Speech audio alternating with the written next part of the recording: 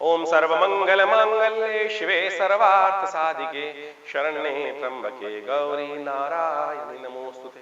नमस्कार, स्वागत है आपका आचार्य वाणी में। मैं आचार्य विक्रमादित्य आपके साथ हूं और आज का विषय है अक्टूबर के पहले भाग में, प्रथम भाग में कैसा रहेगा ग्रहों का योगा योग। देखिए मीन राशि वालों, आपकी राशि के अनुसार से आपको समझ लेना चाहिए।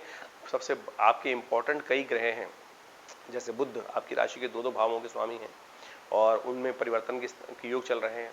बुध स्वग्रही अपने घर में आ रहे हैं, लेकिन उसके बाद अस्त भी हो जाएंगे, तो वो बड़ा इंपॉर्टेंट रहेगा जो अक्टूबर का पहला भाग आपके लिए है। तो आपको समझ लेना चाहिए कहां आपके लिए लाभ के योग बन रहे हैं और कहां ग्रह परिवर्तन का योग बना रहे हैं और कैसा परिवर्तन आपको अपने अनुकूल बनाने के लिए उसके लिए कार्य करना है। वहीं शुक्र ग्रह भी परिवर्तन की तरफ जा रहे हैं और सिंह राशि में प्रवेश कर रहे हैं और सिंह राशि आपकी राशि के अनुसार से जो है छठे भाव में बैठती है।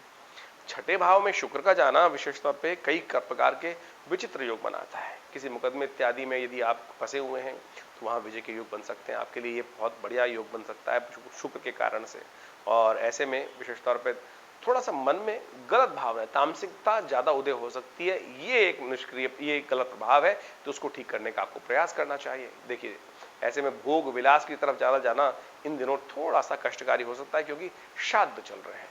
श्राद्ध में विशेष तौर पर सात्विकता ज्यादा रखनी चाहिए। देखिए ऐसे में मौसम भी परिवर्तन की तरफ जा रहा होता है, अध्यात्म की तरफ ज्यादा व्यक्ति रहे, इसलिए हमारे यहाँ श्राद्ध कर्म नवरात्रों का सम्मिलित तौर पर इस आश्विन के मास में व्यवस्था की गई है, क्योंकि मौसम परिवर्तन की तरफ जा रहा है। शरीर भी विशेष तौर पर ध्यान रखते हुए कार्य, ज्यादा तामसिकता जो है, ज्यादा भोग विलास की तरफ जाने के कारण से ऐसे में आने वाले समय में शरीर को खराब करने के योग बन जाते हैं। तो ऐसे में इसलिए इस जो महीने के अंदर बहुत सारे सुंदर धार्मिक अनुष्ठानों की व्यवस्था भारतीय संस्कृति में की गई है।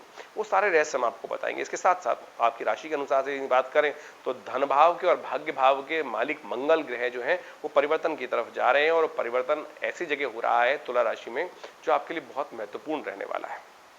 तो इन सब का क्या प्रभाव रहेगा वो आपको हम बताने जा रहे हैं सिलसिलेवार तरीके से, और समझ सकते हैं आप, उसके अनुसार से कार्य भी कर सकते हैं। 4 अक्टूबर को ग्रह गणना विशेष तौर पर दिखा रही है कि बुधवार का अवसर, कन्या जो विशेष तौर पर ग्रह का परिवर्तन योग चल रहा है, षष्ठी तिथि उस दिन है और षष्ठी का श्राद्ध ही उस दिन किया जाएगा। बुधवार है, तो ऐसे में ग्रह गणना विशेष तौर पर दिखा रही है कि आपके लिए ग्रह अनुकूल है और प्रशस्त होकर आगे बढ़ने का प्रयास आपको करना चाहिए। हिम्मत अच्छी रहेगी, लेकिन इस हिम्मत को यूटिलाइज करने की आवश्यकता है। कहीं ऐसा ना हो कि आप दूसरों के कार्यों में थोड़ा स्वार्थी बनकर कार्य करें, नहीं तो दूसरे लोग आपके समय को खराब भी करेंगे और अपने लिए काम कराकर आपको फंसाए रखेंगे। तो ऐसे में ध्यान रखना है कि अपना समय बर्बाद नहीं करना है। ऐसे में शुभ समय का लाभ आपको स्वयं के लिए लेने का प्रयास करना चाहिए, तो अच्छा रहेगा। ऐसे में भगवान शिव की आराधना करें। नर्मदेश्वर शिवलिंग पर भगवान का अभिषेक करना बड़ा सुंदर उपाय है, आपके लिए अवश्य करें। 5 अक्टूबर को ग्रह गणना विशेष तौर पर दिखा रही है कि बृहस्पतिवार का अवसर, सप्तमी तिथि विद्यमान है और ग्रह नक्षत्रों का परिवर्तन का योग बन रहा है। थोड़े खर्चे बढ़ सकते हैं, ऐसे में ध्यान रखें। सेहत का भी ध्यान रखते हुए कार्य करने की जरूरत है। सर्वार्थ सिद्ध योग विद्यमान है सुबह से, जो करीब करीब सुबह सूर्योदय के आसपास से आरंभ होकर रात्रि में 7:39 तक चलेगा। तो इसका नया कार्य करने के लिए आप लाभ ले सकते हैं। सप्तमी तिथि का श्राद्ध, जिनके पितरों का गमन सप्तमी तिथि में हुआ है, चाहे कृष्ण पक्ष में या शुक्ल पक्ष में या किसी भी मास में, तो इस सप्तमी तिथि में श्राद्ध जो बन रहा है तो उनको अवश्य मध्याह्न काल में ये तिथि होने के कारण से करना बड़ा शुभ रहेगा। ऐसे में आप सुंदर तरीके से अपने पितरों का ध्यान करते हुए, तर्पण इत्यादि करते हुए, उनके निमित्त यज्ञ करते हुए, उनका निमित्त दान भोजन इत्यादि का उग्रास निकालकर पूजन करने का प्रयास कीजिए। यह आपके लिए अच्छा रहेगा। उपाय सबसे श्रेष्ठ ये है, केले का दान करना, पीले वस्त्रों का दान करना, मोतीचूर के लड्डुओं का दान करना, यह आपके लिए बड़ा अच्छा है, आप इसको कर सकते हैं। 6 अक्टूबर की ग्रह गणना समझ लीजिए, उस दिन शुक्रवार का अवसर है और सप्तमी और अष्टमी तिथि विद्यमान है। सप्तमी केवल आधी, दिल्ली के यदि पंचांग के अनुसार से बात करें तो आधी घड़ी के आसपास रहेगी। उसके बाद अष्टमी तिथि का आगमन हो जाएगा। अष्टमी का श्राद्ध उस दिन रहेगा, कालाष्टमी है। भगवान शंकर का विशेष तौर पर पूजन हो जाना चाहिए। शुक्रवार का अवसर है, भगवान शंकर का पूजन करते हुए बिल्व पत्र उन्हें अर्पित करें और साथ साथ महालक्ष्मी के व्रत भी समाप्त हो रहे हैं। इन 16 दिन विशेष तौर पर बड़े सुंदर तरीके से आश्रम में यज्ञ रहा और हम लोगों ने भगवती लक्ष्मी के मंत्रों को विशेष तौर पर यज्ञ के द्वारा उनको सिद्ध किया, यंत्रों को भी सिद्ध किया गया। और जिन लोगों ने आश्रम में अपने महालक्ष्मी का पूजन रखवाया था अपने नाम और गोत्र से, उनके श्रीयंत्र तैयार हैं। बहुत जल्दी हम उनको भेजने का प्रयास कर रहे हैं और आप सब पूरे वर्ष तक उनको एक रखें अपने घर में और उनको नित्य प्रति एक पुष्प अर्पित कर बेलपत्र अर्पित करके पूजन कर लिया कीजिए। देखिएगा इन महालक्ष्मी के व्रतों के दिनों में जो सिद्ध करे हुए महालक्ष्मी यंत्र प्रतिष्ठित करके रखे जाते हैं, उनसे समस्त प्रकार के कष्ट दूर होते हैं और महालक्ष्मी कृपा प्राप्त होती है। ये सबने देखा है। ग्रह गणना विशेष तौर पर आपके लिए अनुकूल है, लेकिन थोड़ा स्वास्थ्य का ध्यान रखने की जरूरत है। ऐसे में स्वास्थ्य का ध्यान रखने के लिए अच्छा ये रहेगा कि चावल का दान करें, भगवान शंकर का विशेष तौर पर दूध से अभिषेक करें, अच्छा रहेगा। बिलपत्र उन्हें अर्पित करें तो कल्याणकारी योग बनेंगे। वहीं 7 अक्टूबर की ग्रह गणना बात करें तो शनिवार का अवसर, उदय तिथि अष्टमी, लेकिन नौमी का श्राद्ध उस दिन किया जाएगा। और क्योंकि मध्याह्न काल के समय जो है ग्रह तिथि वो नौमी का आगमन हो जाएगा, तो वो नौमी का श्राद्ध उस दिन करना प्रशस्त है। जिनका नौमी को गमन हुआ है, ऐसे पितरों के निमित्त विशेष तौर पर नौमी के दिन श्राद्ध किया जाना चाहिए। साथ साथ ग्रह नक्षत्र विशेष तौर पर आपके लिए दिखा रहे हैं कि थोड़े खर्चे बढ़ सकते हैं। थोड़ा खर्चों का ध्यान रखते हुए कार्य करना है। अननेसेसरी के खर्चे, अननेसेसरी के कार्यों को सोचते हुए बहुत ज्यादा उम्मीद लगाकर करने से कष्ट हो सकता है। दुस्वाभाविकता परेशान कर सकती है। हाना की स्थिति, आगे बढ़े ना बढ़े, क्या करें, ये भाव मन में कई बार उत्पन्न हो सकता है और ये कष्टकारी योग बना सकता है। ऐसे में उसको ठीक करने के लिए एक उपाय हम बता रहे हैं, वो अवश्य करने का प्रयास कीजिएगा। भगवान विशेष तौर पर हनुमान जी के मंदिर में जाकर उन्हें चोला अर्पित करें। शनिवार का अवसर है, तो ऐसे में पीपल के पत्तों की एक माला उन्हें अर्पित करें, कष्ट दूर होंगे और साथ साथ आपके आगे बढ़ने के योग बनेंगे।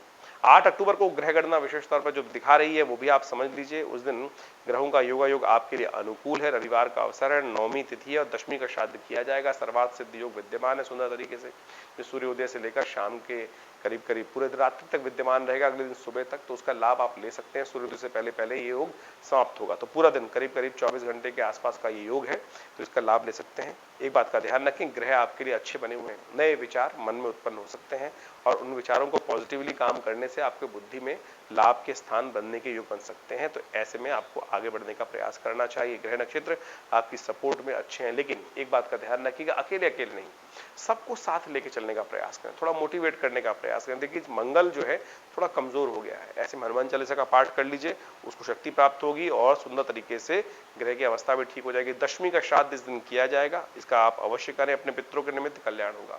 वहीं 9 अक्टूबर को ग्रह गणना दिखा रही है कि सोमवार का अवसर, दशमी तिथि विद्यमान है, ग्रहों का परिवर्तन का योग बन रहा है।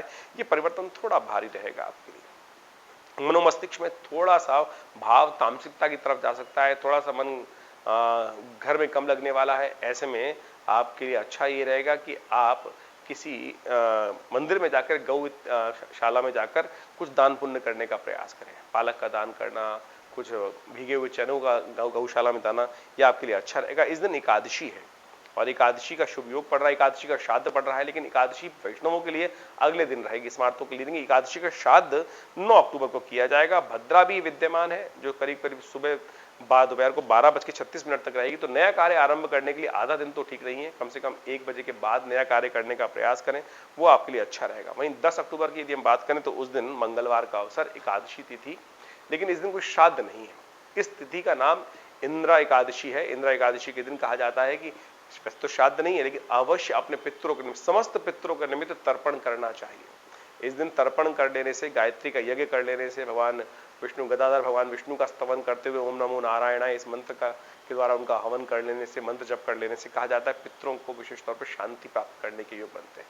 तो गदाधर भगवान विष्णु का विशेष तौर पर स्तवन करें और उनका पूजन करें और ये सब कार्य करें, इससे विशेष तौर पर कष्ट दूर होने के भी योग बनेंगे।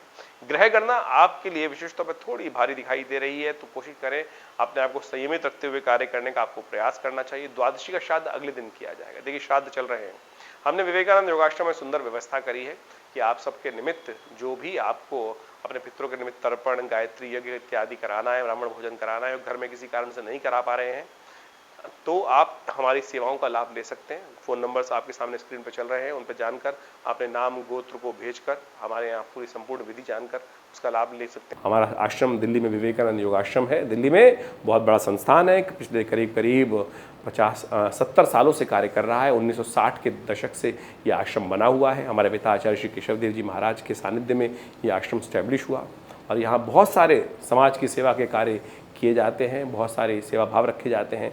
बहुत बड़ी गौशाला है आश्रम के अंतर्गत, बहुत भंडारे चलते हैं। रविवार को बहुत विशाल भंडारा होता है, मंगलवार के दिन सुंदरकांड का सुंदर पाठ होता है। नित्यपति हर रोज़ करीब 8 घंटे यज्ञ रहता है आश्रम पर। आप भी हर रविवार को उस यज्ञ में भाग ले सकते हैं। इसके अलावा माँ भगवती की दिव्य प्रतिमा है जो 1947 में मुल्तान से हमारे आश्रम पे पधारी, वो प्रतिष्ठित हैं, बहुत चमत्कारी 400 साल पुरानी प्रतिमा है, भगवती की चमत्कारी प्रतिमा है और उनका दर्शन कर लेने मात्र से समस्त कष्ट दूर होते हैं। और दिल्ली में ये विवेकानंद हॉस्पिटल योग आश्रम 100 बेड का योग प्राकृतिक चिकित्सा का हॉस्पिटल है जो कार्य क्षेत्र में है। भारत सरकार के साथ मिलकर कार्य करते हैं हम लोग और बहुत सारे शोध कार्य करीब करीब 100 पुस्तक के आश्रम की तरफ से प्रकाशित हैं जो भारतीय पराविद्याओं पर है। तो ये बहुत सारे कार्य हैं, हम समय समय पर करते रहते हैं। आप भी विवेकानंद योग आश्रम से जुड़े, समस्त जानकारी के लिए नीचे फ़ोन नंबर दिए हुए हैं, उनसे संपर्क साध सकते हैं। धन्यवाद, नमस्कार।